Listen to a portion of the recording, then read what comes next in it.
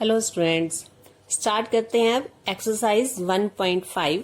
Question 1 देखेंगे 1.5 में। बताइए नीचे दी गई संख्याओं में कौन कौन परिमेय है और कौन कौन अपरिमेय। फर्स्ट क्वेश्चन के 5 पार्ट्स हैं।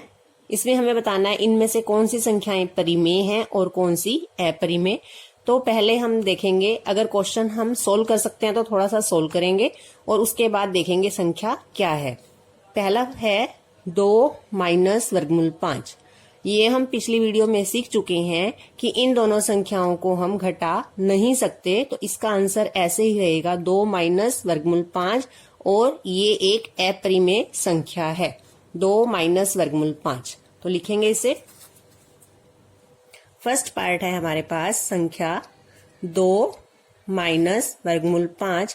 क्योंकि हम इसे हल नहीं कर सकते तो हम इसका आंसर लिखेंगे यह अपरिमेय संख्या है।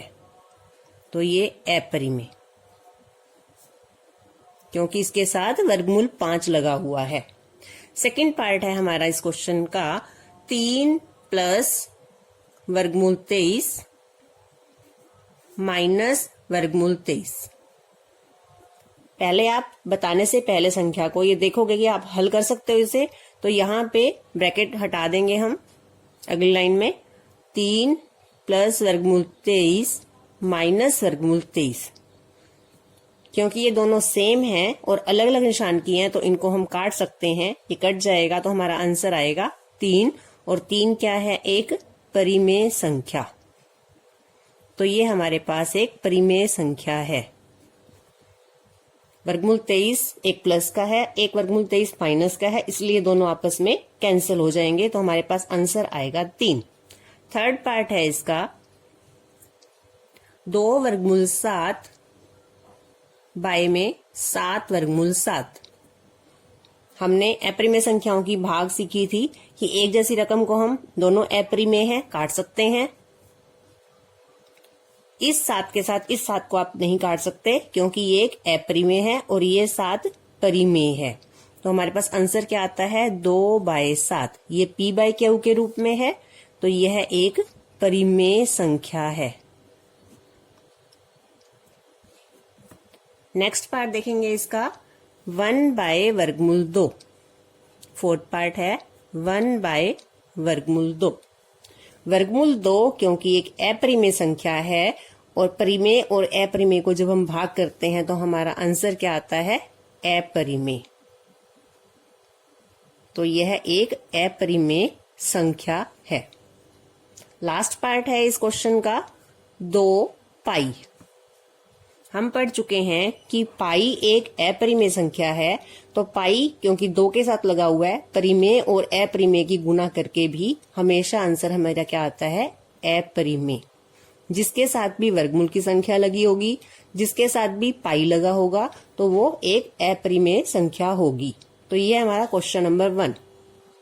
सेकंड क्वेश्चन की स्टेटमेंट है निम्नलिखित व्यंजकों में से प्रत्येक व्यंजक को सरल कीजिए। अब हमें इन्हें हल करना है। यहां देखेंगे 3 प्लस वर्गमूल 3 इंटू 2 प्लस वर्गमूल 2। जब 2 ब्रैकेट की गुना होती है तो इसे पढ़ते कैसे हैं? इंटू। इंटू मीन्स गुना। इसकी हमें इससे गुना करनी है।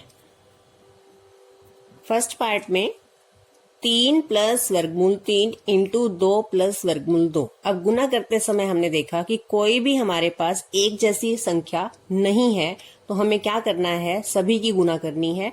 सबसे पहले जो इस ब्रैकेट में पहली संख्या है 3, उसकी इस पूरे से गुना करेंगे, फिर वर्गमूल 3 की इन सारे से गुना करेंगे। तो इसे कैसे लिखेंगे? इसी के नीचे इस तरह से लिखा जाता है, बराबर का निशान डालेंगे। पहले 3 इंटू 2 प्लस वर्गमूल 2।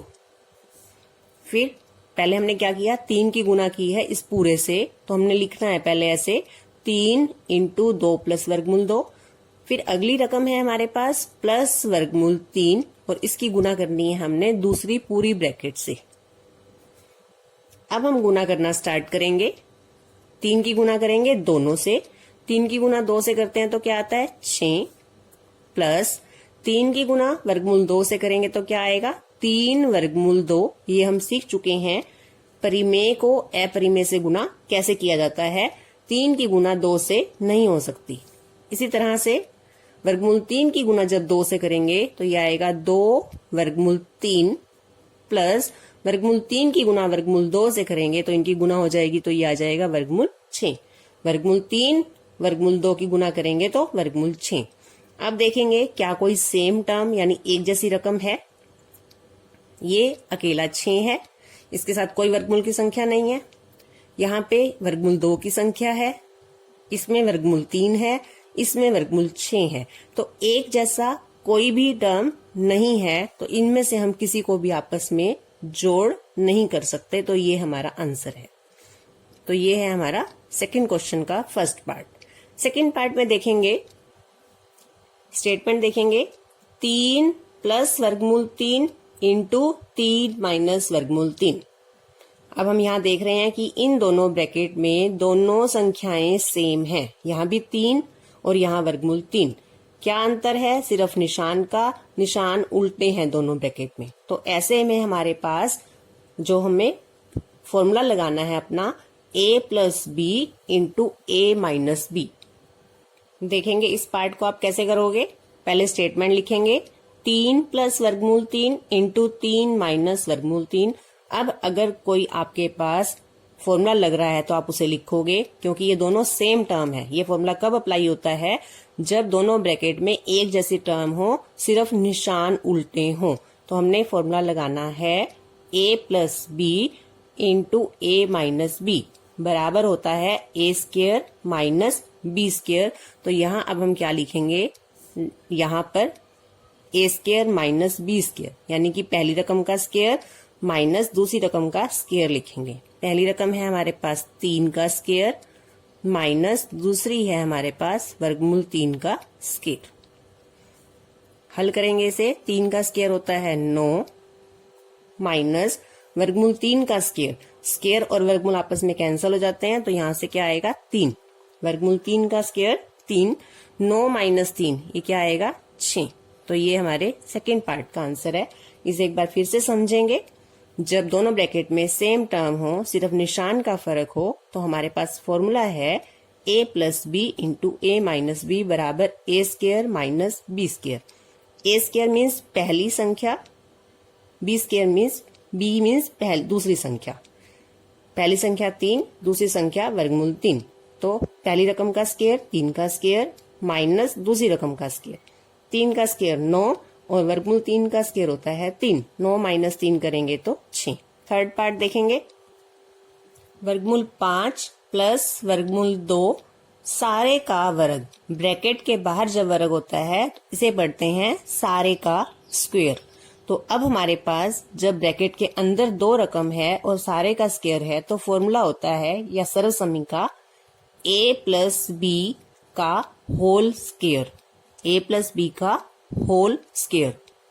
पहले हमने स्टेटमेंट लिखनी है वर्गमूल 5 प्लस वर्गमूल 2 सारे का स्क्वायर।